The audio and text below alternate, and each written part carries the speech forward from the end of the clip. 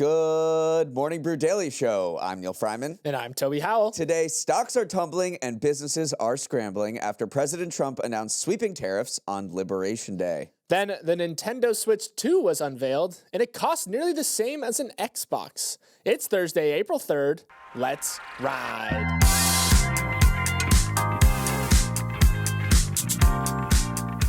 So much news to get to today, but first, some random fun facts. Got to get that brain stretched out in the morning before putting it to work. A few days ago, an X user posted, "Does anyone have any random fun facts about a very niche subject?" And people delivered with great tidbits like, crickets are actually tiny thermometers because their chirp count correlates to the temperature, or the Earth actually takes 365 days and 6 hours to orbit the sun, hence a leap year every 4 years. Toby, you got any other fun facts? Well, first of all, some of these viral answers you definitely had to fact check, and Community Notes was having a field day, so that's why the first fact I picked came from Encyclopedia Britannica, and they said October 31st, 2000 was the last time all of humanity was on Earth. Since then, there's always been at least one person in space, so commit that to memory to use at cocktail parties.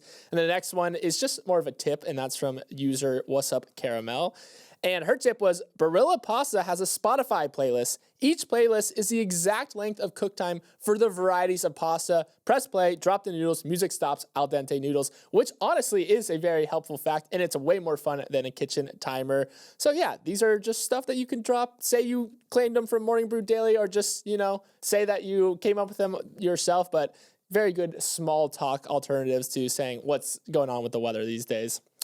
Now, a word from our sponsor, TaxAct. Neal, you ever feel like doing your taxes is like trying to read a foreign language? I mean, I wouldn't say a foreign language, but sure, it can be complicated. No, I was literally staring at a form yesterday thinking, this might as well be ancient Greek, which, to be clear, I do not speak. It doesn't have to be all Greek to you. TaxAct actually makes your taxes simple. They walk you through everything step by step, whether you're filing individually or bundling with your small business. But what if I get something wrong? What if the IRS shows up at my door? What if Zeus smites me? First of all, relax. Second, every return is backed with an accuracy guarantee, so you can file with confidence. Ooh, I do like confidence. That is a language I do speak. File smarter, not harder at TaxAct.com before the April 15th deadline.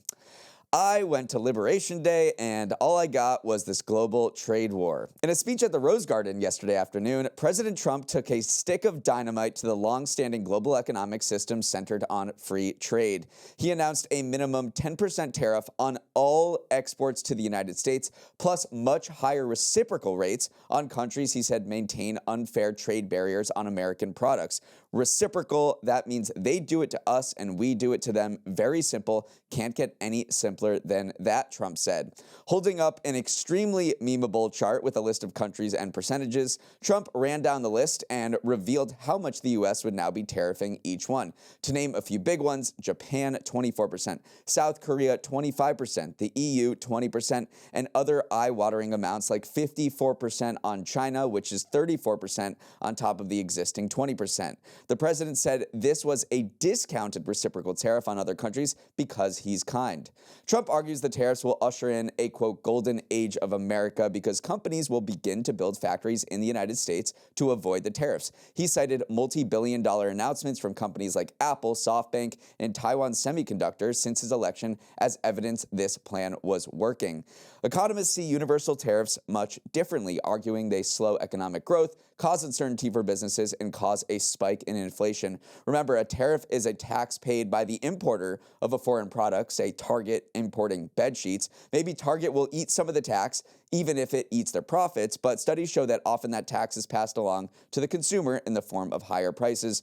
Toby, the White House kept these tariff rates under wraps until Trump's announcement, and of all the scenarios investors had considered, this was about the worst case. Dow futures are down more than 1,000 points currently. The S&P is down nearly 3%, and the NASDAQ more than 3%.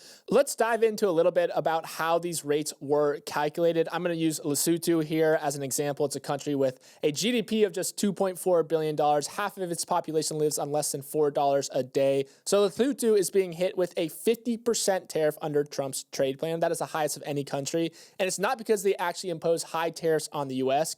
They do not. But you get that number by taking the nation's trade deficit with us and dividing it by the nation's exports to us. In Lesotho's case, they export $236 million of goods. We send them just $7 million. So the trade deficit there is $229 million. You divide that by their total imports, and that you get 97%. That's the tariff Lesotho is deemed to charge the U.S. with. And so half of that, because Trump said he was being lenient, is roughly 50%, and that's what the U.S. is reciprocating with. So why is there a gap there in the first place? That is what you have to dive into here. Not because they don't really like U.S. goods. Again, they're not a rich nation, so they cannot buy things we make like Teslas.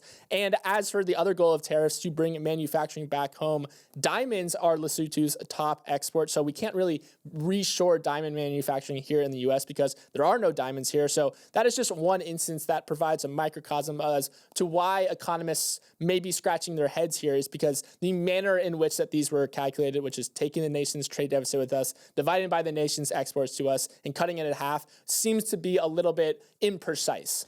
And let's dive into some other countries that are getting hit with tariffs like at much higher levels than others. One nation that a lot of people were looking to and raising their eyebrows was Vietnam. So Vietnam is going to have a 46% duty on imports to the United States, on their exports to the United States.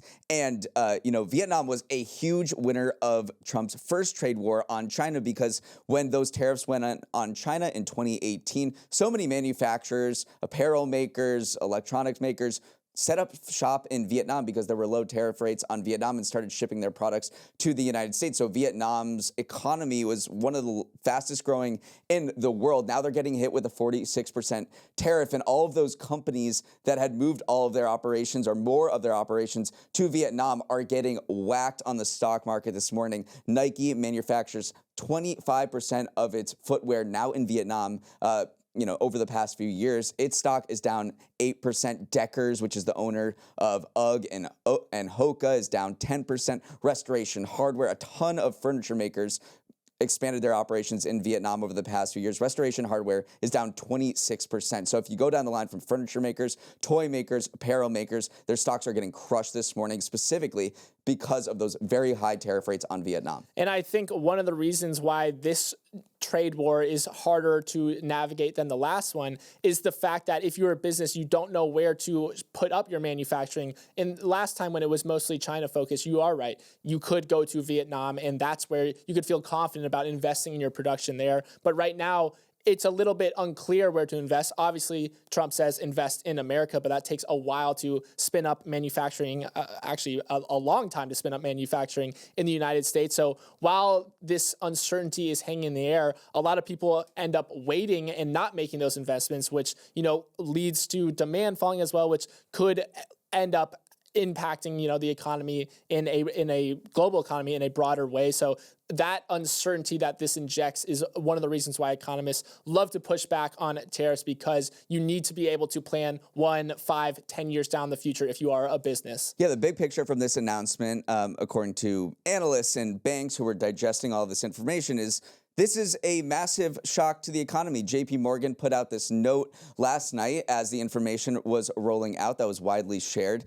And here were their main points. These tariffs raised just under $400 billion in revenue, which would be the largest tax increase since 1968. The tariffs would boost consumer prices by 1 to 1.5% this year. The hit to purchasing power could take real disposable personal income growth into negative territory by the end of the year, and also send consumer spending into negative territory. To quote JP Morgan here, this impact alone could take the economy perilously close to slipping into a recession. So we are waiting for these tariffs to come into effect. The auto tariffs are coming into effect today, 25% on foreign vehicles. The tariffs that were announced yesterday, the reciprocal ones, are going into effect April 9th, about a week from now. And you can be sure that the phones are going to be ringing off the hook in the White House as other countries think about retaliating in response to these reciprocal tariffs or try to cut deals with the Trump administration to lower these planned tariffs. Let's move on after that.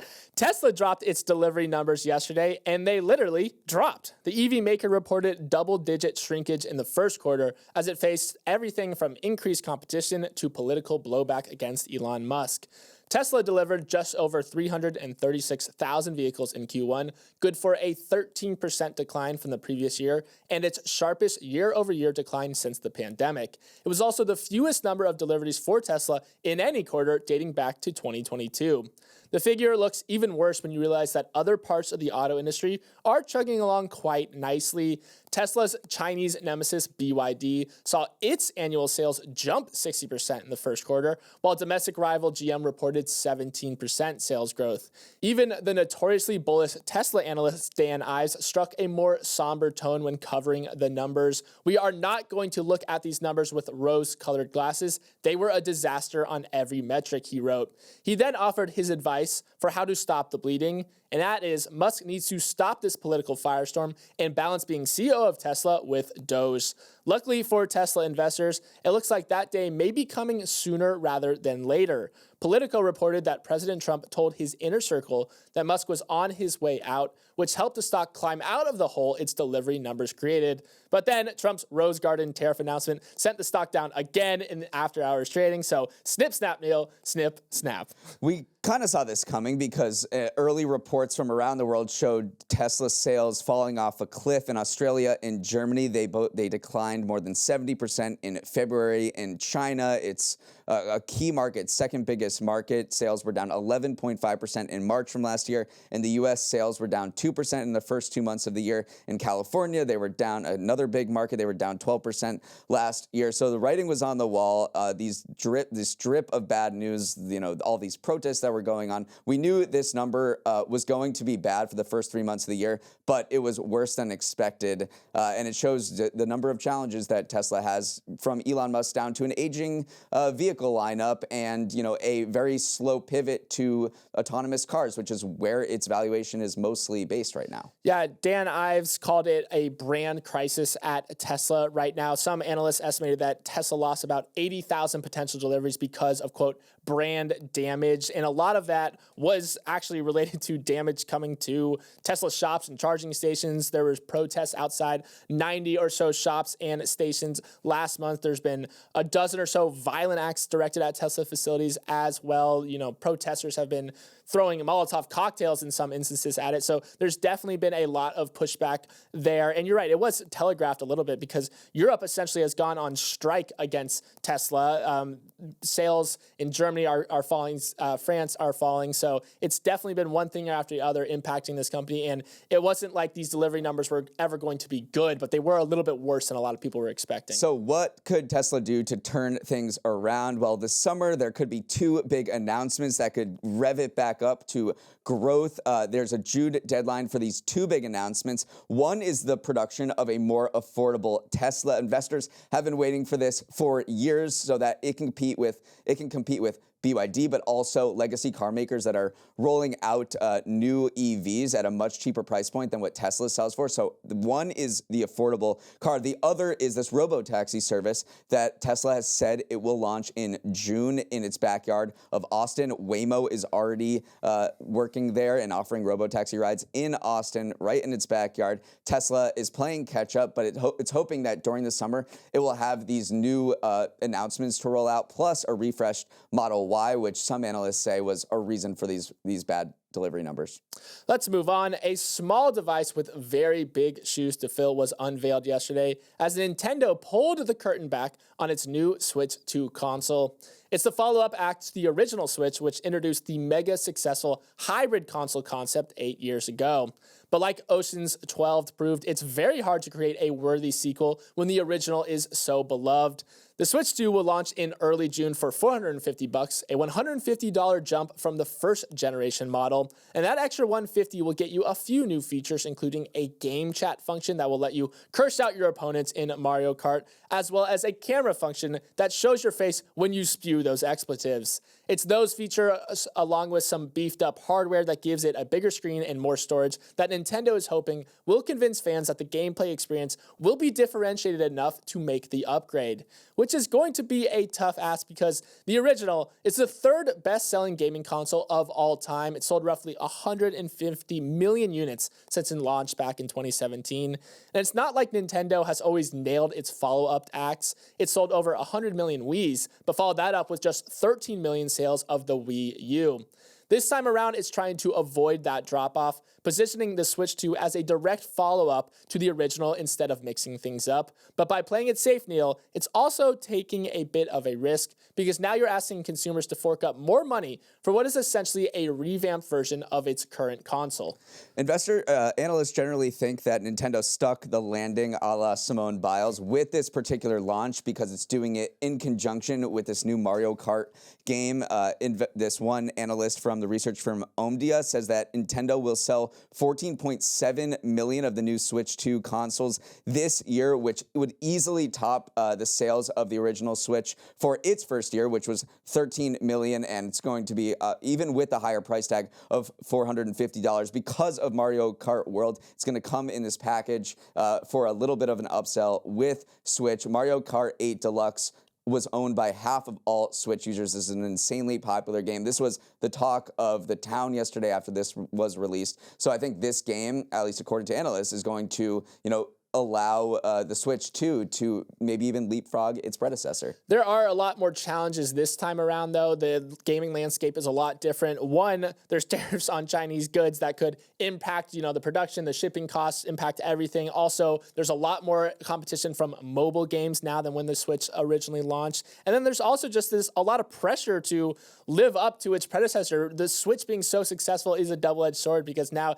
everyone is going to compare it to that gaming console that was so beloved. So usually Nintendo gets around these by designing a whole new form function when they're releasing follow-up consoles. Like the Wii and Wii U were completely different devices. This time they're trying to learn from those mistakes, but also they might be making a mistake because they're basically copying and pasting the original one with a few new tweaks. So there's definitely some question marks hanging around this, even though there does seem to be a lot of support and a lot of, people willing to shell out that extra $150 to buy and upgrade the Switch 2. Up next, let's talk about some fun numbers, and that is coming from Neal. Welcome to Neal's Numbers, the segment where I share 3 stats from the week's news that will get you to God's country. My first number is 5%, which is the share of all avocados consumed in the U.S. bought by Chipotle. That's 143 million pounds of avocados used across its 3,700 locations each year. But when you buy 5% of the U.S.'s avocados, and the vast majority of them come from a single country, Mexico, you need to diversify your supplier base because being that concentrated is bad. Not only are you at the mercy of the weather in a single area, but Mexico has also been a frequent target of U.S. tariffs that could raise prices. According to the Wall Street Journal, Chipotle started this diversification process 7 years ago, scouring the globe for other sources of avocados besides Mexico, which had accounted for 85% of its avocados. The U.S. is one option, but we don't make nearly enough of the fruit to fulfill Chipotle's demands, so they started scooping up avocados from farms in Peru, the Dominican Republic, Brazil, Guatemala, and Colombia, transforming local economies along the way. Now, after years of building a new food supply line, Chipotle has reduced its reliance on Mexican avocados to just 50% from 85%, but diversification also brings a number of new challenges. Yeah, some of the challenges are Chipotle is very particular about which avocados they use. They love Hass avocados, which are a lot fattier. They have more fuller flavor, so you can't necessarily use some of those avocados native to Central and South America countries, which usually have a lower oil and less and a more muted flavor. And also, when you diversify your avocado source, you create a lot of challenges within Chipotle kitchens themselves because Peruvian and Colombia avocados have different shades than the ones that come from Mexico and California. So that leads to a differing experience for customers who are looking at the shade of the avocado. I definitely do this when I go into Chipotle. I go, is this looking like a fresh batch, or is this looking like a little too oxidized and aged right now? And I make my decision if I want to upgrade for that guac based on how it looks. And especially so Chipotle knows this, so they've really kept their staff educated and updated on how to deal with various species of avocado. Just a very fascinating supply chain issue, all the way from where you source it from to how you present it at the restaurants themselves. And it's super critical because about half of all Chipotle customers order guacamole every time they go in, which is a lot higher share than I was expecting. For my next number, you might consider yourself a fan of a musical artist or an athlete, but I can guarantee that the fans in Japan go harder than you. According to a survey by two Tokyo marketing firms, 11% of Japan's population engage in Oshikatsu, a term describing activities that support their favorite celebs, mascots, anime characters, and VTubers, or virtual YouTubers. In most cases, showing love for your idol involves spending money. According to Reuters, respondents in the survey spent an average of $1,700 per year on Oshikatsu, equivalent to a $23 billion annual influx of consumer spending into the world's fourth largest economy. That's just 2.1% of Japan's total annual sales each year, but it's a share that is increasing, and the sector has even caught the eye of economists and the Bank of Japan, who are looking for any areas of growth to stimulate lackluster spending. So, how does one engage in Oshikatsu? What are they actually spending money on? Well, merch for one, but also things like buying ad space as a gift for your hero on their birthday. Or in another case, a woman went to a Tokyo cafe to sit in the same seat where a member of a boy band she loved once visited and created a shrine to him for a photo op. Toby, Oshikatsu is a force in the Japanese economy. It's absolutely a force. I mean, when I read that people were just going to places to sit in chairs that their Oshis went to, that was kind of mind-blowing to me. That's a fandom even beyond what the Swifties do here in America. But this is an absolute economic force that is here to stay. It definitely gained some speed during the pandemic, but the Bank of Japan is referencing it because they're like, this is a legitimate, driver of consumption in our economy right now. Is this especially good to note because right now it looks like Japan's in line for some very big pay raises. 20-somethings will probably receive a very large raise in come springtime. And obviously, the economic authorities want to know where that money is going to go. And it looks like a fair amount. $23 billion is not nothing. It's not the biggest part of the economy, but it's also not the smallest part. So Oshikatsu is definitely something that is an economic force, which sounds kind of crazy to say, but it absolutely is a driver of spending in that country. For my final number, the leaders of the world's largest atom smasher have dreamed up a new atom smasher that is going to smash the current one to bits. The top nerds at CERN, the European Organization for Nuclear Research, released the blueprints for a project a decade in the making, a new particle collider that will eventually replace the Large Hadron Collider, a network of magnets used to smash particles against one another at velocities approaching the speed of light in order to unlock the mysteries of the universe.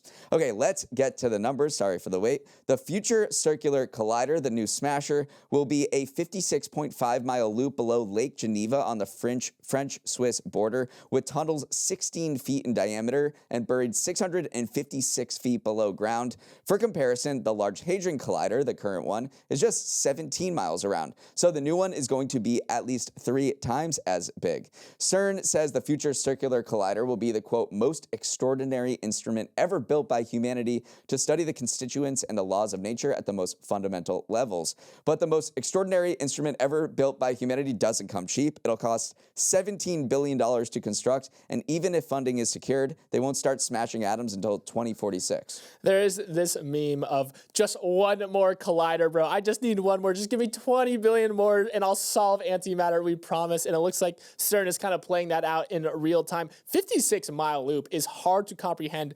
Underground too. Of course, this price tag is going to be very big. And of course, it's gotten some pushback as well. A lot of scientists and physicists believe that maybe this money could be allocated better towards smaller and cheaper colliders. Also, the timeline is just ridiculous. It won't come online fully until, 2070s, which is kind of crazy to think about. So a lot of members of the scientific community are looking at it and saying, you're basically just saddling the physics world with a 70-year mortgage payment to kind of work out through. So those are people I don't want coming to my party. That's true, but also they have big a good colliders. point. Let's go. I know, big colliders is pretty fun, and I mean, Higgs boson was discovered by CERN back a decade plus ago, so who knows what this new collider might unveil. Now let's sprint to the finish with some final headlines that you may have missed. Up first, if you thought your online shopping experience didn't have enough Benson Boone edits, Amazon is looking to rectify that oversight. The e-com giant has reportedly made a last-minute bid to acquire TikTok. The offer comes as TikTok faces a April 5 deadline to divest from its Chinese ownership or risk a ban in the US. Amazon's interest in TikTok makes a lot of sense. TikTok wields significant influence on social commerce these days, with nearly half of US users making purchases influenced by the platform. However, sources indicate that people on TikTok's side are not really taking Amazon's bid seriously, meaning this might be more of a Hail Mary on Amazon's side rather than a major e-commerce tie-up. Still, April 5th is in 2 days, Neal, so you never know what will happen. We have no idea. The clock is ticking. Trump could extend the deadline a little bit more, but of course, all of this TikTok sales contingent on a blessing from Beijing, and from what was announced yesterday with Liberation Day and the 54% tariffs on China, it is very clear that TikTok sale or whatever happens to TikTok is just going to be part of a larger negotiation around trade. So TikTok's fate is intertwined with the trade war. Maybe Mark Zuckerberg was expensing all of his trips to UFC fights all along. Yesterday, Meta inked a multi-million-dollar, multi-year partnership with UFC to become the, quote, official fan technology partner of the mixed martial arts league he adores. It's essentially a sponsorship deal that will result in UFC integrating with Meta across its portfolio of products, including Meta Glasses, WhatsApp Threads, Instagram, Facebook, and Meta Quest. You'll also see Meta branding featured in UFC's octagons for pay-per-view and fight night events. In a statement to CNBC, Zuckerberg, an avid MMAer, said, "I love this sport, and I'm looking forward to working with UFC to let fans experience it in new ways." Yeah, we absolutely could have seen this one coming. Zuckerberg has been very vocal about his love for UFC, and him and Dana White have been growing closer. Dana White is now on Meta's board. And also, one other thing to note here is that the UFC's media rights are coming up soon. Their current partner ESPN has their negotiating window open April 15th. It doesn't look like they're going to renew that deal. So inking this very large deal right ahead of negotiations is just another win for UFC. It's another come up because now they have this, very large and deep-pocketed sponsor to go along with negotiating for new media rights. Finally, Coastal Carolina football fans are probably more excited for this year's football season than any other program, not because they suddenly found Tom Brady's heir apparent, but because the school is starting an initiative that allows ticket holders to grab up to 4 items per concession stand visit completely for free. Yes, the CCU kickoff meal deal lets you get hot dogs, popcorn, fountain drinks, you name it, for $0, and there's no limit on the number of visits you can make in a game.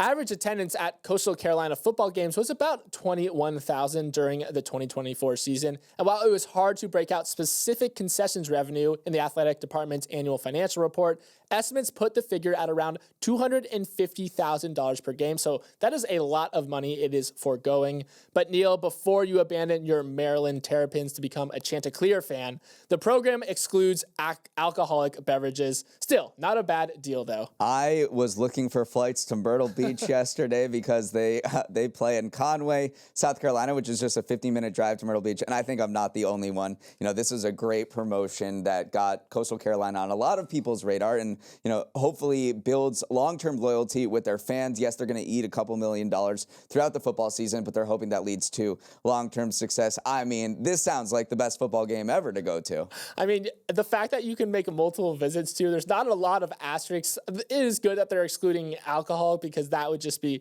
too far. But yeah, I think what a way to, encourage some goodwill among your fan base to say, hey, have some popcorn, have some hot dogs for free.